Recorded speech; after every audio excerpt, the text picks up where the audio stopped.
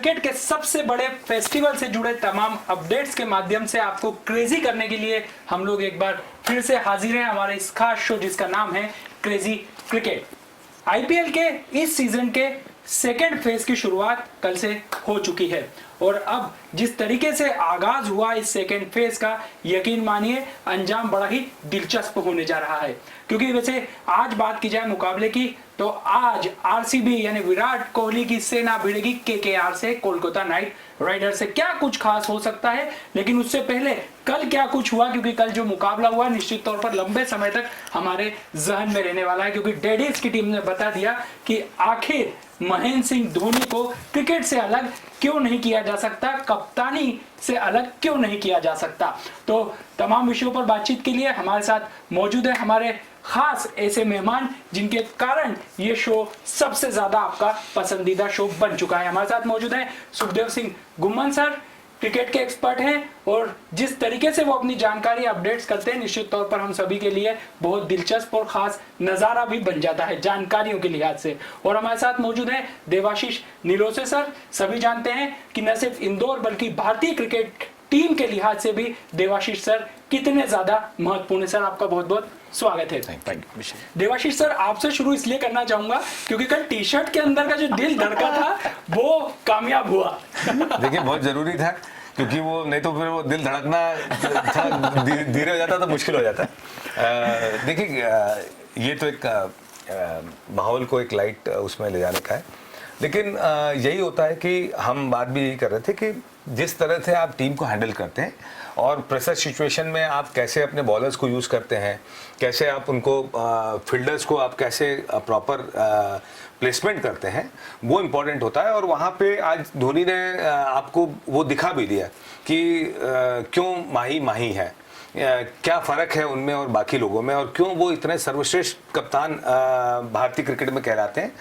तो दूसरा ये था कि रोहित का और हार्दिक का नहीं खेलना भी एक बहुत बड़ा फैक्टर रहा, लेकिन उसके बावजूद भी टीम इतनी बैटिंग लाइन इतनी अच्छी थी कि उनको, लेकिन जो मुझे लगता है कि जो पूरा मैच देखने के बाद समझ में आया कि स्ट्रैटेजिक जीत जो हम कह सकते हैं वो धोनी को मिली है। क्योंकि हर बैट्समैन के साथ जो प्लान से उन्होंने बॉलिंग किया है, जो प्लान से फील्डिंग सेटअप था, मुझे लगता है कि वो स्ट्रैटेजी उनकी जो भी वो करते गए वो कामयाब होते गए। अनहोनी को होनी कर दे धोनी, वो इसलिए कहा जाता है कि यूएई में 2020 यानी साल 2020 में जो मुकाबले खेले गए थे आईपीएल के, उसमें सबसे निराशाजनक प्रदर्शन सीएसके का रहा था। लेकिन यहां पर यूएई में आते ही कैसा पलटवार किया है ये संभवतः सिर्फ सीएसके ही कर सकती है। क्या कहेंगे सर? बिल्कुल ठीक बात है देवाशीष ने जैसे कहा कि एमएसडी जो हैं वो अभी तक के जितने भी इंडियन कैप्टन्स रहे हैं इंडियन क्रिकेट हिस्ट्री में, वो सबसे ज़्यादा लोकप्रिय रहे हैं और बहुत अच्छे डिसीजन मेकर रहे हैं। और मुझे लगता है कि कल का मैच जिस तरह से हुआ और जो हम बार बार बोलते हैं कि 2020 एक अनिश्चितताओं का खेल है, वो बिल्कुल साबित हुआ। 24 रन पे 4 विकेट हो जाना किसी भी टीम के लिए ऐसा समझा जाता है कि वो डन एंड डस्टेड है, ये खत्म हो गई, ये 2020 मैच नहीं जीत पाएगी।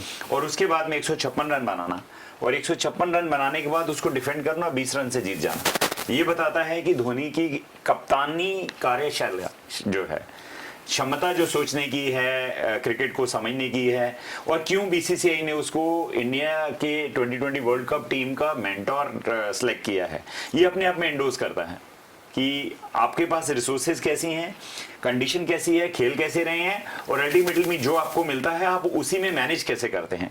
एक रिमार्केबल परफॉर्मेंस थी एज ए कैप्टन। ऑल्दो अगर हम देखें वो बैटिंग में फेल हुए, कप्तानी में एज ए कीपर भी उन्होंने एक कैच ड्रॉप किया, बट बाकी जितने भी उनके डिसीजन एज ए कैप्टन थे वो सब रिमार्केबल थे। और यही कारण है कि कल सीएसके बतौर धोनी विजेता रहे उस मैच में जहां लग रहा था हमें कि एक स्टार स्टडेड टीम, मुंबई की सारे ही प्लेयर लगभग जो इंटरनेशनल लेवल पे खेल रहे हैं या उनके लिए चुने गए हैं, उस टीम के अगेंस्ट खेलना और फिर वहां पे भी एक ऐसी स्थिति में जाने के बाद में उस मैच को जिताना, तो मुझे लगता है यही क्रिकेट है 2020, यही आईपीएल है, ये फटाफट क्रिकेट है, ये है जो हमारे दिमाग को चेंज करता है, हमें जो नेगेटिव परिस्थितियों से बाहर लाता है, रोमांचित करता है, जीवन के बारे में सोचने को बोलता है कि देखिए कोई भी सिचुएशन परमानेंट नहीं है, never give up. Never ever give up. आप जैसी भी कंडीशन में है, आज खराब दिन है, कल दिन अच्छा आएगा। टाइम कभी रुकता नहीं है, टाइम हमेशा चेंज होता है। खराब होगा तो अच्छा होगा, अच्छा अच्छा कभी नहीं चलता, कभी खराब भी आएगा। लाइफ का जो है वो अगर आप देखेंगे, हमारी जो हार्ट बीट भी है और जो एक वेव बनती है, एक 360 की वेव में हम लोग घूमते हैं, और अगर वो जब रुक जाती है तो लाइफ स्टैग्नेंट हो जाती है, खत्म हो जाती है, जीवन खत्म हो जाता है। इसीलिए अनिश्चितताएं बनी रहती हैं, पॉजिटिव हो नेगेटिव हो, we must think positive and live the life.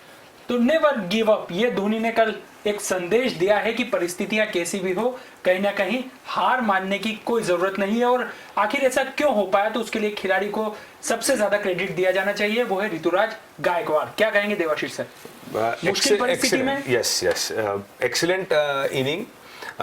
देखिए यूएई में उनका ये लगातार चौथा अर्धशतक हो गया है, और यहाँ पे थोड़ा सा वो स्ट्रगल कर रहे थे। हम पहले भी बात कर रहे थे, अगर हमारे पहले पिछले साल के भी और उसके पहले का भी देखेंगे तो जिस तरह से उनको लिया गया था और जो जिस तरह से हाईलाइट किया गया था कि एक बहुत बड़ा प्रोस्पेक्ट देख रहे हैं हम, इंडियन क्रिकेट को एक बहुत अच्छा बैट्समैन मिलेगा, और थोड़ा सा हताशा निराशा उनके परफॉर्मेंस को लेके होती रही थी। लेकिन अब आज जब कल हमने उनको बैटिंग करते हुए देखा, और कल जो कुछ स्ट्रोक्स तो वाकई अनबिलीवेबल थे। मतलब मैं सनी भाई को भी सुन रहा था, तो सनी भाई ने भी बोला था कि द स्टार इन मेकिंग, और जो हम एक्सपेक्ट कर रहे थे कि जो स्पार्क हमको दिख रहा था वो कल उन्होंने उनके बैटिंग में दिखाया है, और एक बहुत बड़ा प्रॉस्पेक्ट हमको समझ में आता है, दिखता है कि इंडियन क्रिकेट को एक और अच्छा सितारा मिल सकता है अगर वो कंसिस्टेंसी बरकरार रखते हैं तो। और कुछ स्ट्रोक्स तो मुझे लगता है कि अनबिलीवेबल थे, और वही जो स्ट्रोक्स हैं वही आपको एक ऑर्डिनरी से एक्स्ट्राऑर्डिनरी क्रिकेटर की श्रेणी में लाके खड़ा करते हैं। सर कप्तानी बहुत ज्यादा जरूरी है, और कितनी ज्यादा जरूरी ये कल हमने देखा। गेंदबाजों को जिस तरीके से इस्तेमाल किया महेंद्र सिंह धोनी ने, एक चतुर कप्तान न्याय करते हैं कप्तानी के साथ, और जब चेंज करा तब विकेट निकालकर गेंदबाज ने दिया है। इस शैली के ही शायद हम सब मुरीद हैं। बिल्कुल ठीक बात है। 2020 में अगर हम कहें तो सबसे पहला इंपॉर्टेंट फैक्टर होता है टॉस जीतना। MS धोनी ने 50%, मतलब हम मानते हैं 50-60% मैच उस टीम के फेवर में हो जाता है जिस टीम का कप्तान टॉस जीता है। क्योंकि क्रिकेट जो है वो क्रिकेटर से तो खेला जाता ही है, पर विकेट की कंडीशन से भी खेला जाता है। आपका विकेट कैसा प्ले कर रहा है, उसके बाद में ड्यू फैक्टर होगा या नहीं होगा, क्या वो पहले बैटिंग के लिए कंड्यूसिव है, क्या वो बॉलिंग के लिए कंड्यूसिव है।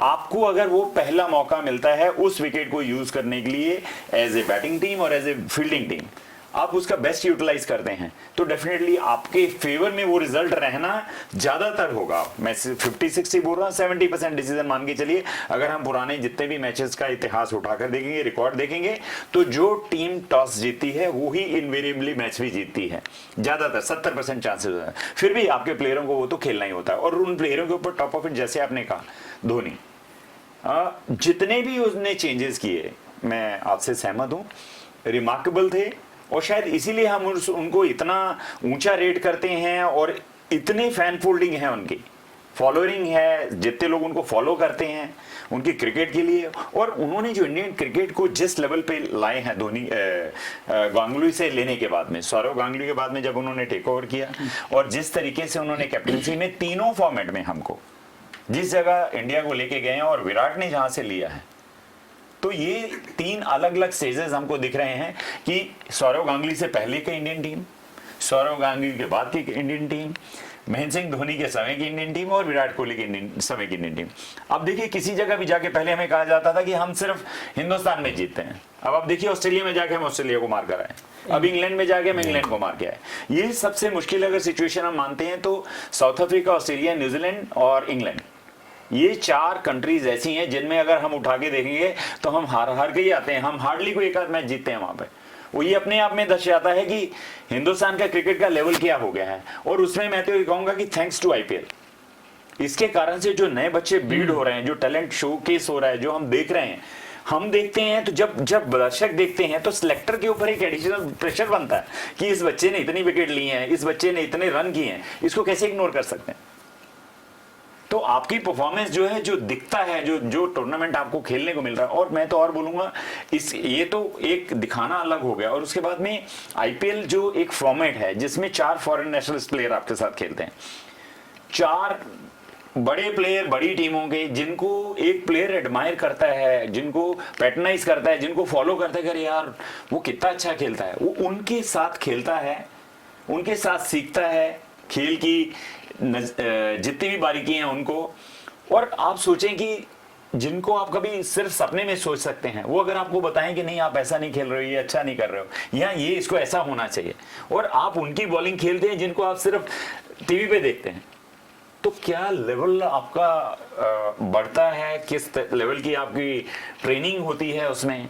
और मुझे लगता है यही कुछ कारण है जिस कारण से हिंदुस्तान की क्रिकेट 7वें आसमान को छू रही है। निश्चित तौर पर मैं ऐड करना चाहूँगा कि जिस तरह से हम अपने यंगस्टर्स को देख रहे हैं, जो किसी भी यंगस्टर को अगर इंडिया टीम को रिप्रेजेंट करने का चांस मिल रहा है, तो आईपीएल के बाद से जो फर्क आया है, एक प्रेशर हैंडल करने का एक अलग सा एक टेम्परामेंट डेवलप हुआ है यंगस्टर्स में। तो अब आप देखिए ऑस्ट्रेलिया में देखें, इंग्लैंड देखें, हमारे सारे यंगस्टर्स एक्स्ट्राऑर्डिनरी परफॉर्म कर रहे हैं। तो एक मेंटल ब्लॉकेज जो पहले हुआ करता था कि आप इंटरनेशनल क्रिकेट में जा रहे हो, बड़ी टीमों के सामने जा रहे हो, बड़े प्लेयर्स के सामने खेल रहे हो, तो वहाँ पे एक मेंटल ब्लॉकेज होता था कि अब कैसे हम वहाँ स्ट्रगल है, कैसे हम सर्वाइव करेंगे। लेकिन अब जब जाते हैं तो उनके लिए सब प्लेयर्स नॉर्मल उसमें रहते हैं, क्योंकि आप आईपीएल में उनके साथ खेलते हैं, उनको एक ड्रेसिंग रूम में आप शेयर करते हो, आप उनको नेट्स पे खेलते हो, आप उनको अपने अगेंस्ट में खेलते हैं, तो उससे एक वो आपका जो एक मेंटल टफनेस बनती है और एक मेंटल प्रिपरेशन एक अलग तरह से हो जाती है। जैसे कल केविन पीटरसन ने भी बोला कि it is a best league in the world cricket. तो आप देखेंगे आईपीएल को देखेंगे और जितने भी दूसरे प्रीमियर लीग आपको T20 दिखते हैं, उसमें एक बहुत बड़ा फर्क आपको दिखता है। जो फिटनेस लेवल जो आप अगर हम कैरेबियन लीग अभी हम देख रहे थे, बिल्कुल। तो वहाँ आप देखेंगे तो वो मोटी मोटी तोन लिए हैं और वो सब, पर वो आपको वहाँ वो मजा नहीं आता जो मजा यहाँ आता है कि यंगस्टर्स को जब आप खेलते हुए देखते हो, जब सीजन प्लेयर्स को देखते हो, तो आईपीएल डेफिनेटली, जैसे सुखदेव भाई ने बोला कि इंडियन क्रिकेट को चेंज करने में बहुत बड़ा योगदान आईपीएल का है। अभिषेक, जैसे आपने कप्तान की बात करी थी कि कैप्टनसी कितनी इंपॉर्टेंट है, मैं कल के मैच में कहना चाहूंगा कि जिस तरीके से केरन पॉलार्ड ने जसप्रीत बुमराह को उस समय बॉलिंग हटा दिया 4 विकेट होने के बाद में, उस समय एक कप्तान को किल के लिए जाना चाहिए। अगर उस समय 1-2 विकेट और गिर जाते, आक्रामक आप 4 विकेट गिरा चुके हैं 24 रन के ऊपर, आपके मेन बैट्समैन 4 जा चुके हैं, उसके बाद में आपके पास उस समय अगर 1-2 विकेट आपके स्ट्राइक बॉलर्स जो मेन बॉलर है, जसप्रीत बुमराह जो है एक मेन इंडियन टीम का स्ट्राइक बॉलर है, आप उनसे ओवर नहीं करवाते, उनको होल्ड कर लेते हैं पीछे के लिए। तो मुझे लगता है यही कुछ चीजें होती हैं जो आपको एक विनर और एक लूजर के बीच में डिस्टेंस और डिफरेंस क्रिएट करते हैं। तो ये आईपीएल की विशेषता है, और ऐसी ही विशेषता हमें सीएसके में देखने को मिली है, क्योंकि पिछले सीजन में सबसे निराशाजनक प्रदर्शन करने वाली सीएसके इस सीजन की सबसे सम्मानजनक स्थान पर पहुंच चुकी है। अंक तालिका में दिल्ली कैपिटल्स को पछाड़ते हुए नंबर 1 पर सीएसके आ चुकी है। और इस अंक तालिका में जो 4 प्रमुख टीमें हैं उसमें आरसीबी है, जिसकी अगुवाई विराट कोहली कर रहे हैं। और विराट कोहली ने कल चौंका दिया है कि आरसीबी की टीम की कप्तानी का ये आखिरी सीजन है उनके लिहाज से, और अगली बार वो अब बतौर कप्तान आरसीबी में दिखाई नहीं देंगे। बतौर खिलाड़ी जरूर रहेंगे, लेकिन कप्तान वो नहीं रहेंगे। सर, फैसले को कैसे देखिए, फिर कहीं ना कहीं हमने कल जो बात करी थी, ये कुछ कंट्रोवर्सीज को जन्म देती हुई चीज लग रही है कि जहां आपको ऐसी बात हो रही है कि वो स्टेप डाउन कर रहे हैं इंटरनेशनल 2020 टीम से एज ए कैप्टन, ऑल्दो वो प्लेयर रहेंगे, वैसा ही उन्होंने ये भी कहा कि मैं आरसीबी का एक प्लेयर रहूंगा बट मैं कप्तान नहीं रहूंगा।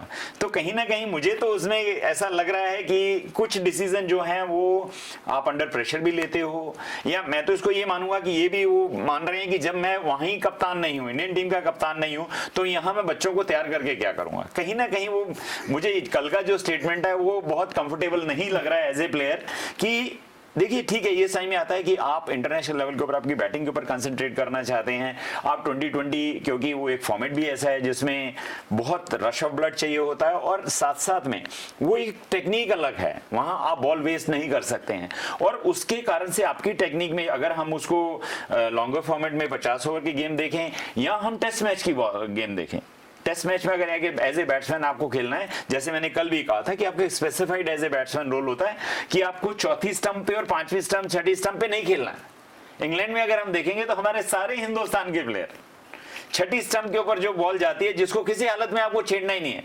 छेड़खानी नहीं करना, उसे छेड़खानी करके स्लिप्स में आप कैच देके आउट हो रहे हैं। तो हो सकता है कहीं ना कहीं ये भी सोचो कि भाई मैं फटाफट क्रिकेट से बाहर आऊं और मैं कंसंट्रेट उस पर करूं, लॉन्गर फॉर्मेट में रहूं और मैं जिस तरह के रिकॉर्ड बना रहा हूं और रिकॉर्ड बनाता चला जाऊं। देवाशीष सर, क्या बीसीसीआई का प्रेशर रहा या फिर बल्लेबाजी में प्रदर्शन सुधारने का प्रेशर हम लोग विराट कोहली पर देख रहे हैं? देखिए, विराट की जो स्थिति आज है, मुझे नहीं लगता कि कोई बहुत बड़ा प्रेशर उनको कोई डिस्टर्ब कर सकता है या डिस्ट्रैक्ट कर सकता है। बट कुछ जो चीज़ें हम सुन रहे हैं आ रही हैं कि कुछ प्लेयर्स ने भी असंतुष्ट हुए हैं, शिकायत भी हुई है, या शिकायत नहीं तो कुछ चीज़ें शेयर की होंगी। देखिए, होता है, ये एक ह्यूमन टेंडेंसी है, या ये कहिए कि जब एक लंबे समय तक कोई टीम को लीड करता है, कुंबले नहीं। देखिए क्या होता है कि आप जब आपका कप्तान बहुत डिमांडिंग हो, है ना, बहुत एग्रेसिव हो और जो फ्रंट से लीड करना जानता हो, तो वो आपसे वो चीज़ डिमांड करता है जो उसको कंट्री के फेवर में हो, जो टीम के फेवर में हो। तो कई बार ऐसे कप्तान उन लोगों के लिए थोड़ा सा सिरदर्द होते हैं जो कंसिस्टेंसी और एक एप्लीकेशन की कमी जिनमें होती है, जो रिस्पॉन्सिबिलिटी लेना नहीं चाहते, उनके लिए निश्चित तौर पे परेशानी होती है। और मुझे लगता है कि विराट का जो व्यक्तित्व है एक बहुत डिमांडिंग है, वो डोमिनेटिंग है। और वो देखिए, ऐसा नहीं होता कि वो खुद नहीं कर रहे हों और डिमांड कर रहे हों तो समझ में आता है कि परेशानी हो, लेकिन वो खुद भी फ्रंट से अपने टीम को लीड करते हैं, खुद परफॉर्म करने। देखिए, जब एक विकेट होता है या कोई अपील होती है या कुछ किसी से जिरह होती है, तो आपको वो एक छोटा विराट का चेहरा दिखता है जो लड़ता है, भिड़ता है, झगड़ता है। तो वो अब देखिए, अब हम उनसे अपने नेचर को चेंज करने की उम्मीद नहीं कर सकते, पर मुझे लगता है कि आज जो स्थिति में जो सुखदेव भाई ने बताया कि हमने ये 3 फेजेस देखे हैं इंडियन क्रिकेट के, तीनों बहुत अद्भुत हैं, बहुत अलग हैं। हम किसी को एक दूसरे से कंपेयर नहीं कर सकते। तीनों कप्तान अपने अपने अलग अंदाज से कप्तानी करते रहे और तीनों ने फ्रंट से लीड करते हुए बेस्ट जो दे सकते हैं वो दिया है। तो मुझे लगता है कि विराट का व्यक्तित्व इतना विशाल है, इतना विराट है कि हर किसी को वो जिस तरह से वो परफॉर्म करते हैं और वो चाहते हैं कि हर प्लेयर भी उसी तरह से परफॉर्म करे, वो किसी को शांत नहीं बैठने देते। तो वो एक बहुत बड़ी चीज है। मैं देवाशीष से सहमत हूं कि बट फिर भी मेरा ऐसा सोचना है कि जैसे हमने जो फेजेस देखे हैं, गांगुली से पहले का एक फेज था जो बहुत सबड्यूड था। हम लोग जहां जाते थे, हमारे मीडियम पेसर भी नहीं होते थे, हमारे स्पिनर्स पहले ही ओवर से नई बॉल के साथ में करना चालू कर, ऐसा रहता था कि हम सिर्फ खेलने के लिए जाते थे, जीतने के लिए नहीं जाते थे। गांगुली आए तो लॉर्ड्स में एक सीन हुआ जिसमें टी शर्ट निकाल के वेव करी गई, जिसको बहुत लोगों ने क्रिटिसाइज किया और बहुत हिंदुस्तानी खुश भी हुए कि देखिए हमारा कप्तान है। हम उस समय मतलब ऐसा अपकमिंग प्लेयर है जो ये काम कर सकता है विदेशी सरजमी पे। हाँ, सरजमी पे, और वो भी लॉर्ड्स में, जो क्रिकेट का मक्का कहा जाता है, उसमें जाकर अगर आप ऐसा करते हैं तो वो एक आपका एग्रेशन दिखाता है, आपका व्यक्तित्व दिखाता है, वो दिखाता है कि आप किस तरह के प्लेयर हैं, क्या शो करना चाहते हैं। और उसके बाद में धोनी एमएसडी आए, एमएसडी कूल था, बहुत अच्छे तरीके से उन्होंने सारे काम किए। विराट आए जो बहुत एग्रेसिव था, बहुत एग्रेसिव होने के साथ में मैं कहीं ना कहीं देवाशीष आपसे इस बात पे सहमत नहीं हूं कि कुछ प्लेयर के कंफर्ट को देखने के लिए जो एक इंडियन टीम अच्छा कर रही है उसको ये कहीं ना कहीं अगर आप देखेंगे, यही पहले प्रॉब्लम हिंदुस्तान में थी जब हम सबड्यूड थे।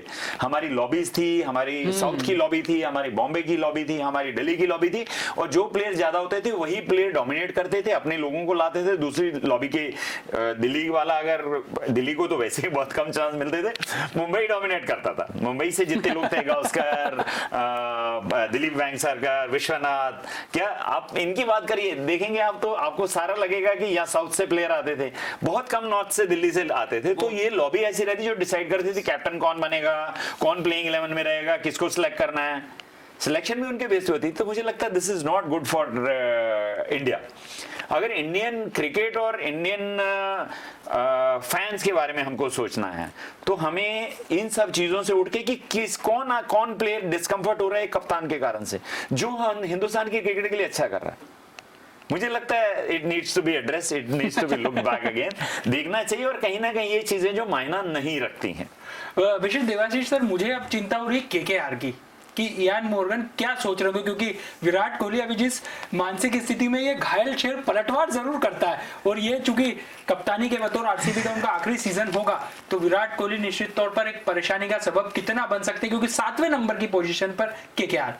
देखिए अब यहाँ वो टीम वैसे ही 7वें नंबर पे, तो पलटवार वाली स्थिति नहीं है, वो तो सामने से आरसीबी का पलटवार, आरसीबी सामने ही खाएगी उसको। क्या होता है ना कि भाई आज आरसीबी की पोजीशन बहुत अच्छी है, बहुत अच्छी है, और केकेआर एक स्ट्रगल कर रही है टीम में अभी तक हम वो कॉम्बिनेशन नहीं देख पाए। पिछला जो आधा जो हमने टूर्नामेंट देखा है उसमें वही चीज का एक लेकिंग थी, टीम बहुत अच्छी, बीच में बदलना पड़ा, टीम बहुत अच्छी थी, यंगस्टर्स हैं, लेकिन एक कॉम्बिनेशन जो बहुत इंपॉर्टेंट है वो कॉम्बिनेशन कहीं ना कहीं हम नहीं देख पा रहे थे। तो मुझे नहीं लगता कि आरसीबी, विराट की आरसीबी को कोई परेशानी होगी। और निश्चित तौर पे जब कुछ चीज छोड़ते हैं आप, तो आप एक रिमार्केबल एक माइलस्टोन कोई सेट करना चाहते हैं, और निश्चित तौर पे विराट भी ये चाहेंगे कि छोड़ने से पहले मैं एक आईपीएल चैंपियन बना दूं, पहला खिताब जिता दूं, ताकि एक इतिहास में आप दर्ज हो जाते हैं कि उसके बाद अगर मैंने छोड़ा है तो ये होता है कि नहीं, उसके बाद कंटिन्यू नहीं किया और टीम को उस जगह पहुंचा के और फिर आपने किसी यंगस्टर्स को चांस देने की। तो मुझे लगता है कि डेफिनेटली विराट को हम अलग, और मुझे तो क्या ये आईपीएल ही नहीं, मैं निश्चित तौर पे जो एक इतना एक्सपीरियंस है उससे मुझे लगता है कि ये सब चीज़ों से एक विराट का बहुत अलग रूप आपको आईपीएल में ही नहीं, आपको T20 वर्ल्ड कप में भी देखने को मिलेगा। बहुत एक अलग विराट आपको देखने को मिलेगा।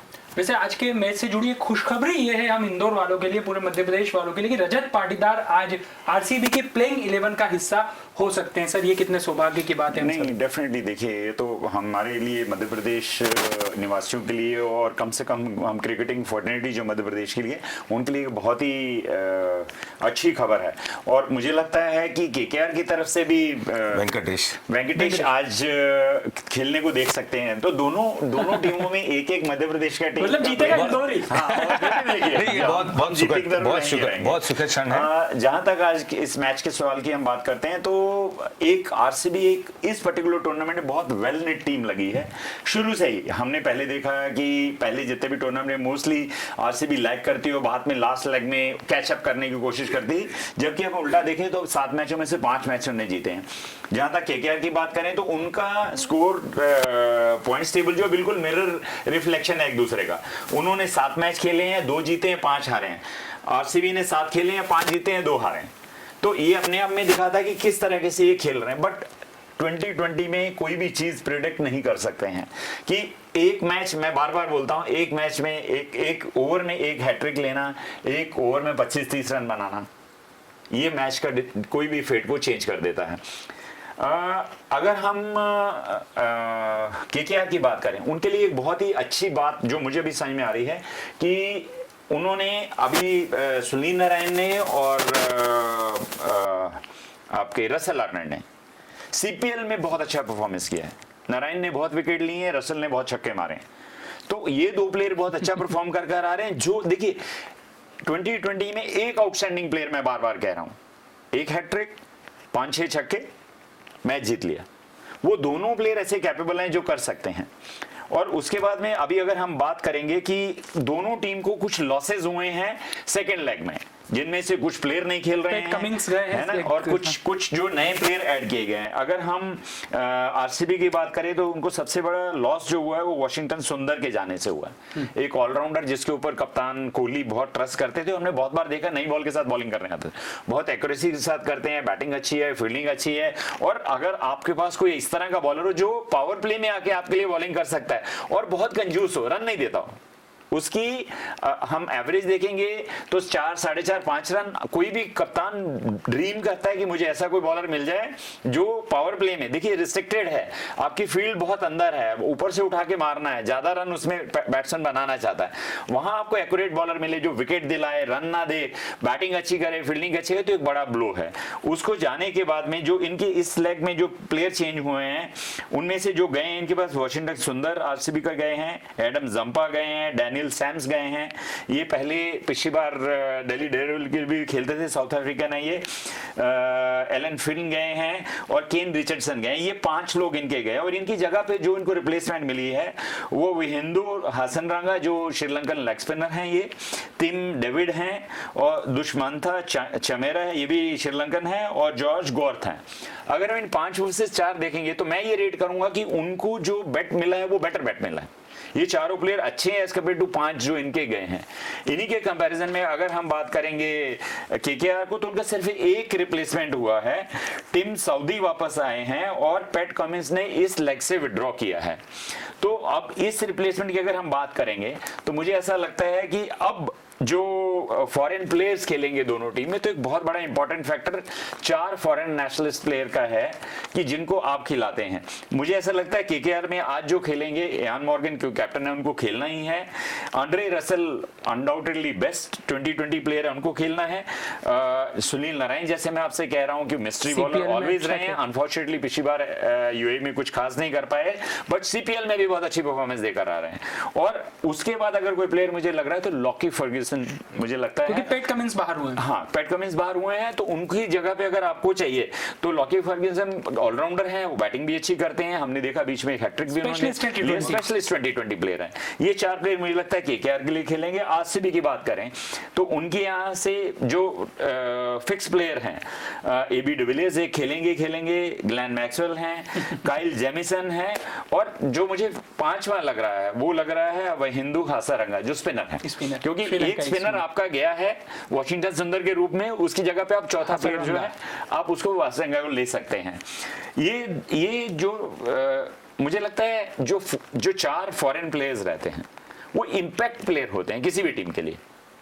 आप मोस्टली देखेंगे तो यहाँ तो कैप्टन मिलेंगे आपको हर एक टीम के, बहुत अच्छे बैट्समैन मिलेंगे, बहुत अच्छे बॉलर मिलेंगे, ऑलराउंडर्स मिलेंगे, जिनका 2020 में बहुत बड़ा इंपैक्ट रहता है, जो आप उस टीम को मेजर प्लेयर कह सकते हैं कि आपकी टीम की तरफ खेलते हैं। उनमें से बाकी देखिए इंडियन प्लेयर्स हमको साथ रखने ही हैं, बाकी 7 प्लेयर उसमें से रहते हैं। तो ओवरऑल अगर मैं बोलूंगा इन सारी चीजों में अगर आज की स्थिति देखी जाए तो वहां मुझे ऐसा लगता है कि आरसीबी काफी भारी है।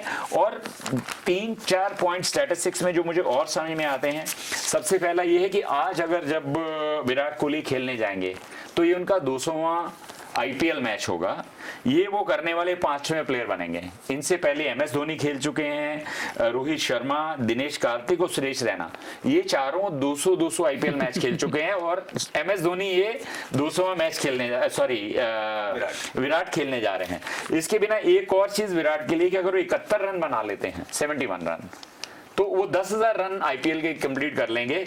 इसमें भी वो 5वें प्लेयर होंगे। जो पहले 4 कर चुके हैं वो क्रिस गिल हैं, कैरन पॉलर्ड हैं, शोएब मलिक हैं और डेविड वार्नर। मतलब पहले भारतीय जरूर हो जाएंगे। हाँ, पहले भारतीय जरूर हो जाएंगे जो 10,000 रन पे पहुंचेंगे। तो इस तरह से एक ये हो गया।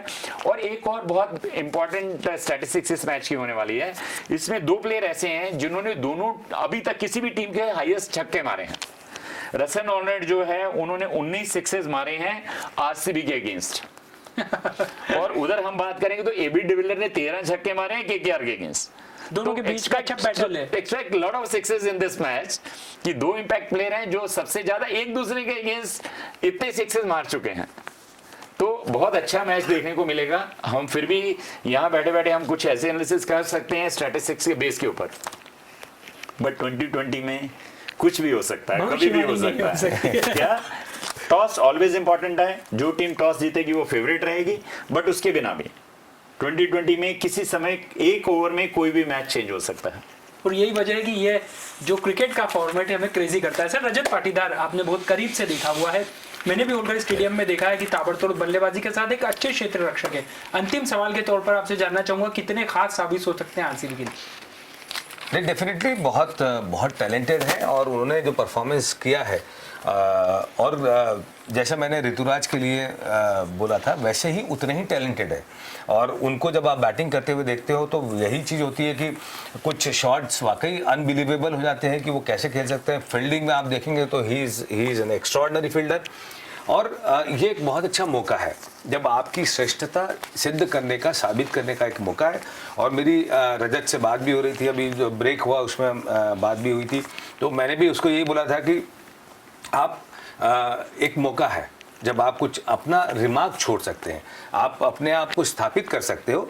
और वो भी बहुत डिटरमाइंड थे कि दादा मैंने शुरुआत भी उसी तरह से की थी और मुझे बहुत उम्मीद है। सबसे बड़ी चीज़ है कि उनसे बात हो रही थी सुखदेव भाई, तो प्रेशर जैसी कोई स्थिति, मतलब ऐसा कोई आईपीएल का एक प्रेशर लेके नहीं खेल रहे थे वो कि दादा बोलो कोई प्रेशर नहीं है मुझे, एक नॉर्मल क्रिकेट जैसा मैं क्लब क्रिकेट खेलता हूँ या रणजी ट्रॉफी मैचेस खेलता हूँ, एक वैसा ही मुझे वहाँ पे भी माहौल मिला है और बहुत कुछ सीखने को मिला है। तो और जिस तरह से वो डिटरमाइंड है कि मुझे लगता है कि वो भी एक ऐसा बल्लेबाज है, क्रिकेटर है जो इंडिया को रिप्रेजेंट करने का मादा रखता है। बट एक बात देवाशीष, मैं ये कहना चाहूंगा कि जब मौका मिलता है तो फर्क सिर्फ उसी में पड़ता है कि कौन प्लेयर उस मौके को भुनाता है। आपको चांस मिला है, चांस मिलने के बाद में यंगस्टर्स हैं, रश ऑफ ब्लड होता है, 2020 है, मारकर खेलना है, बट कहीं ना कहीं बैक ऑफ माइंड आपको एक चीज ऑलवेज रखना है कि आपको एक सम्मानजनक स्कोर जरूर बनाना है। आप पहले बेशक आप 1s and 2s में रन लीजिए, जहां आपको मौका लगता है चौका मारिए, जहां आपको मौका लगता है एक बार सेट हो जाते हैं तो उठाकर मारिए, पर कम से कम एक बैट्समैन के लिए मैं मानता हूं कि मिनिमम एक बेंचमार्क जो है 30 रन का स्कोर तो मिनिमम 2020 में एक बल्लेबाज को बनाना जरूरी है। रजत पाटीदार को ये चीज दिमाग में रखनी चाहिए कि मेरे को 30 रन तो मिनिमम पहले बनाने हैं बिना रिस्क लिए हुए, है ना। उसके बाद में आपके पास मौका होता है, आप एक ओवर में जब 30 रन 35 रन बन सकते हैं, आप कभी भी उसको आपकी जो स्ट्राइक रेट है उसको आप अप ले जा सकते हैं, बट आप ये तो शो करिए अपनी टीम को कि मैं डिटरमाइंड हूं, मैं आपके लिए 30 रन जो एक मिनिमम बैट्समैन से एक्सपेक्टेड है बनाने के लिए रेडी हूं।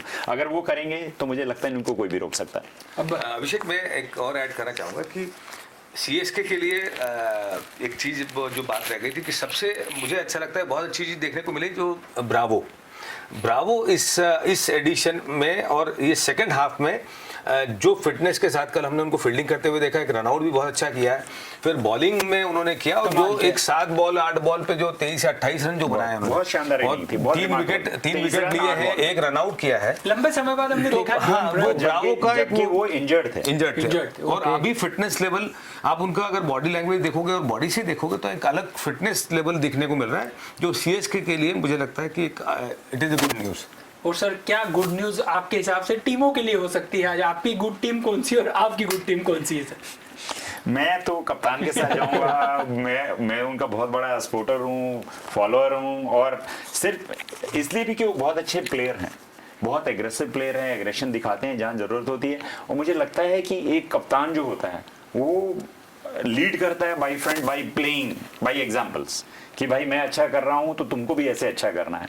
और उन्होंने हमको इतना कुछ दिया है, हिंदुस्तान के क्रिकेट को इतना कुछ दिया है, मैं उनके साथ जाना। सर, आपके डिसीजन को मैं मानता हूं टफ है, क्योंकि दोनों तरफ इंदौर के। मैं तो सिर्फ खेला हो गए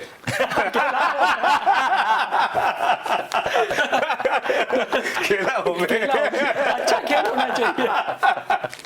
तो ये खेला हो गई, आपसे कुछ ही देर में मुकाबला शुरू होने वाला है, क्योंकि विराट कोहली के लिए बहुत ज्यादा जरूरी है कि आरसीबी को पहला खिताब जिताने के लिए तेजी से कदम बढ़ाए। उसके लिए आज निश्चित तौर पर वो अपना सर्वश्रेष्ठ प्रदर्शन करना चाहेंगे। और दूसरी तरफ इयान मॉर्गन है, जो 7वें नंबर पर अंक तालिका में जो टीम मौजूद है, उसे अगर इस टूर्नामेंट में बनाए रखना है तो एक बेहतर कप्तानी के साथ अपने खिलाड़ियों को कहीं ना कहीं आगे आकर साबित करना होगा, और उसके लिए सबसे बड़ी जवाबदारी मॉर्गन के कंधों पर होगी। यानी एक शानदार बैटल हमारा इंतजार कर रही है। चलते हैं मुकाबले की तरफ, लेकिन फिलहाल हमारी इस खास पेशकश में इतना ही। लेकिन मध्य प्रदेश के सबसे लोकप्रिय चैनल यानी डिजियाना न्यूज पर आप बने रहिए, क्योंकि खबरों का सिलसिला लगातार जारी है। नमस्कार।